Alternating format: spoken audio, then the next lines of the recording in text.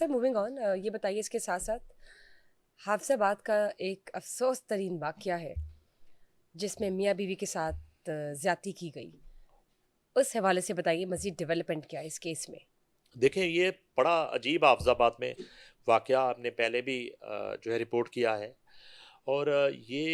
कुछ 4 से 5 दरिंदे हैं जो एक मियाँ बीवी को इन्होंने जो है वो रोका है रात के वक्त, और उनको खेतों में पहले ले गए हैं और फिर मुलाहिका कब्रिस्तान में ले जाके उस औरत को इन तमाम लोगों ने गैंग रेप किया है। ये मैं समझता हूँ कि एक मुख्तारा माई का वाक़या हुआ था पंजाब में ही, आपको याद होगा।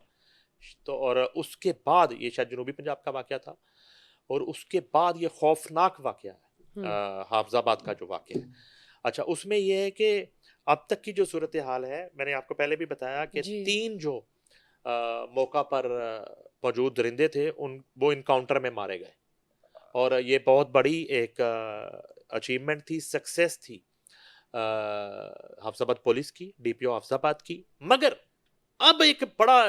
अजीब मरकज़ी मुजरिम जो एक इशू ये है कि जो मरकजी हाँ जी, किरदार है उसका नाम इकराम बताया जाता है। ठीक। अच्छा, इकराम जो है वो बददस्तूर लापता है। इसमें मैं थोड़े से एक दो पहलू आपसे डिस्कस करूंगा। अब तक एक लापता दो है? शख्सियात की मुदाखलत का मुबैना तौर पे इल्ज़ाम लगा इकराम के हवाले से। बहुत बड़ी मुस्लिम लीग नून की पॉलिटिशियन हैं सारा अफजल तारड़, पहले इनके ठीक पास है, एक ऑफिस भी रहा, और बहुत बड़ी फैमिली है ये, और बड़े एक रख रखाव वाले सियासतदान हैं और बड़े इंसाफ पसंद पॉलिटिशियंस हैं सारा अफजल तारड़। उन पर ये इल्ज़ाम लगा कि वो जो किरदार है इकराम और ये जो बाकी ये ग्रुप है, गैंग है, इनका मुस्लिम लीग नून के ये वोटर सपोर्टर है। और बाकी जब गुंडा एक्ट लग रहा था पंजाब में, और मैंने आपसे एक बात की थी कि गुंडा एक्ट जो है जब लगता है तो ये वही लोग होते हैं जो इलेक्शन के सीज़न में, इलेक्शन के मौसम में मुख्तलिफ पॉलिटिकल पार्टीज़ के लिए ये कैंपेन्स करते हैं, और अपने उसी गुंडागर्दी से वोट भी लेके देते हैं, मुख्तलिफ धड़ों को बनाते हैं, और हर तरह आउट ऑफ द वे जाते हैं। और जब उनकी सपोर्ट करदा पार्टियां, उनकी सपोर्ट करदा उम्मीदवार जब ईवानों में आ जाते हैं, हुकूमतों में आ जाते हैं, तो फिर इनकी गुंडागर्दी जो है वो मजीद जो है सर चढ़ अरूज जाती है, पकड़ती है और ठीक। सर चढ़ती है। और वो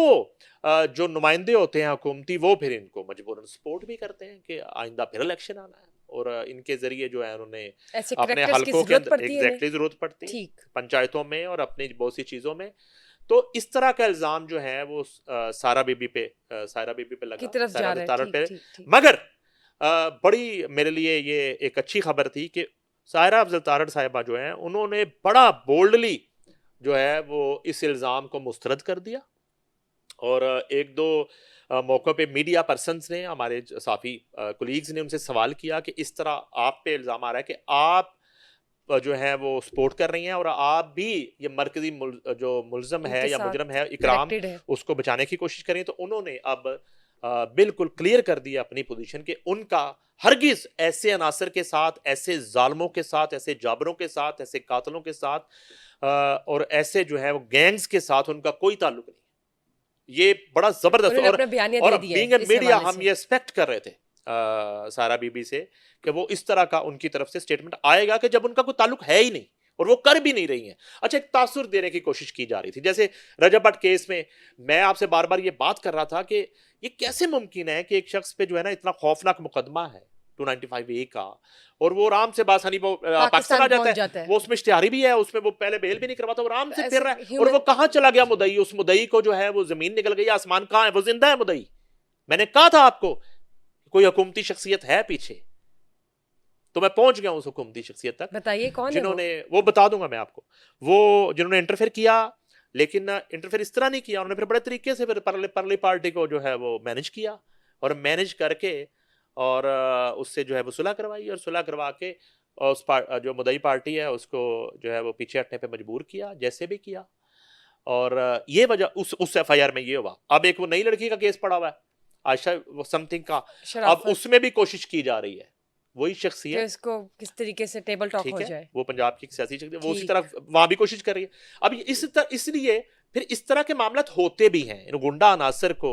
जो है वो पुश्तपनाही होती भी है, इनको जो है बचाया भी जाता है मुस्लिम। मगर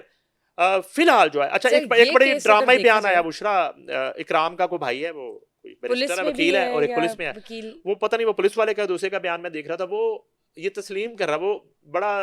एक मासूमाना अंदाज में वो कह रहा है कि उससे पूछा गया कि आप उसने अपने भाई के बारे में कहा कि हुआ कुछ यूं कि वो जो 3 लोग थे या 4 लोग थे उन्होंने उनको वहां मियाँ बीवी को पकड़ रखा था और उनको बरहना कर रखा था और बरहना नंगा करके उनकी वीडियो बना रहे थे तो मेरा भाई ट्रैक्टर ट्राली पे आ रहा था तो भाई बड़े सादगी से आराम आराम से आ रहा था तो भाई वहां से गुजरा तो भाई की नजर पड़ी शोर सुन के तो भाई उतरा इकराम भाई उतरे इकराम भाई ने आके उनको कहा जो अल्फाज हैं उस साहब के वो कहते हैं कि उन्होंने कहा ओए क्या बदतमीजी कर रहे हो चले कपड़े पहनाए इनको ऐसे नहीं करते ये सब कुछ करना है ना घर जाके करें इधर नहीं करना भाई ने उनको वहां से दौड़ा दिया थप्पड़ लगा के चलो भाग जाओ भाई तो इसलिए वहां पे थे भाई समझाते हैं जहां पे गैंग रेप हो रहा होता है भाई सिर्फ जाके समझाते हैं प्यार से चलो दफा जो घर जहाँ पे हो हाँ रहा होता हाँ है हाँ जहाँ पे हाँ गैंग रेप इधर नहीं करना घर जाके करना है ठीक है ठीक तो भाई ने सिर्फ इतना कहा था जियो फेंसिंग में भाई की वहां पे मौजूदगी चूंकि साबित हो रही है दैट्स वाई वो जस्टिफिकेशन ये दे रहे हैं साहब कि भाई तो इसलिए वहां पे थे और भाई पहले उन्होंने कहा कि हाँ भाई मासूम है इनको मार हाँ दिया भाई जाएगा हाँ फिर उन्होंने ये एक पिटिशन दायर कर रखी है वो चूंकि कोर्ट मैटर है उस पर ज्यादा बात हम नहीं कर सकते वो पिटिशन ये है कि मेरा भाई इकराम जो है वालिद रियासत वो पुलिस ने अरेस्ट कर रखा है और जिस तरह बाकी लोग इनकाउंटर में मारे गए हैं तो मेरे भाई को खतरा है अच्छा अब ये होता है कि बाज़ औक़ात ऐसे माइंडसेट जो हैं और इस तरह के जो टिपिकल रिकॉर्ड याफ्ता और एक भाई पे अन्नेवाह FIR हैं मुकदमात है माजी के रिकॉर्ड याफ्ता है हर तरह का मुकदमा है दर्जनों FIRs हैं वो नाज़रीन को दिखा रहे हैं साथ साथ स्क्रीन के ऊपर तो वो उन्होंने कहा जी कि अच्छा अब ये एक नई फिल्म है ये नया ड्रामा ये है कि आपने पुलिस को डिफेंसिव करने के लिए ताकि वो रेड ना कर रही हो और कहीं वाकई उसे क्रॉस फायरिंग ना हो जाए और साथी छुड़ाने आए और वो मारा ना जाए और टाइप चीज़ करने के लिए वो पुलिस के खिलाफ पिटीशन दायर कर दी कि पुलिस के पास है अच्छा और उसको कोई छुपा दिया खुद ही छुपा के और इल्ज़ाम लगा दिया पुलिस पे हमारे जो सीनियर तजीज़ा का क्राइम रिपोर्टर नसीम कुरैशी उनकी DPO हाफिज़ाबाद से बड़ी डिटेल से बात हुई तो उन्होंने कैटेगोरिकली बताया कि हरगिज़ पुलिस के पास इकराम नहीं है और पुलिस जो है वो मरकज़ी मुलज़म की हैसियत से उसको तलाश कर रही है मगर अब मुझे ये इतलात हैं ये लग रहा है कि पुलिस थोड़ी सुस्त हुई हुई है और क्यों सुस्त है क्या वजह है और या वो कोर्ट की पिटिशन की वजह से थोड़ी डिफेंसिव है या फिर फिर कोई वही बात आ जाती है कि कॉल पीछे चला कोई गया है हाँ कोई जी फ़ोन कोई आ गया है सपोर्ट आ गई है ऊपर से जो कॉल आती है तो ये है कि ऊपर से फिर एक अल्लाह ताला की लाठी भी है वो भी आती है अगर फ़ोन कॉल पे हाफिज़ाबाद पुलिस जो है वो इकराम की तलाश में सुस्त रवि का शिकार है इतनी बड़ी बर्बरियत और जारहियत और इतने बड़े साने के बाद तो फिर ऊपर से तो फिर अल्लाह ताला की लाठी भी है और अल्लाह ताला के फैसले भी हैं तो तवक्को तो ये है कि बहुत जल्द जो है इकराम गिरफ्तार होगा और अगर वो बेकसूर है और इसी तरह ट्रैक्टर ट्राली पे आके उसने सिर्फ समझाया था कि यहाँ नहीं कुछ करना अगर किसी ने कुछ करना तो घर जाके करें तो वो उसको सामने तफ्तीश हो जाना चाहिए सरेंडर करना चाहिए खुद को पुलिस के सामने कानून के सामने अपनी बेल करवाए सामने तफ्तीश हो और अपनी बेगुनाही को साबित कर दे और वो मियाँ बीवी जिंदा है वो आके सामने आके शनाख्त परेड हो जाए वो पहचान ले कि नहीं नहीं ये तो हमें समझा बचा रहे थे और समझा रहे थे इन्होंने तो कुछ नहीं किया तो बात खत्म हो जाएगी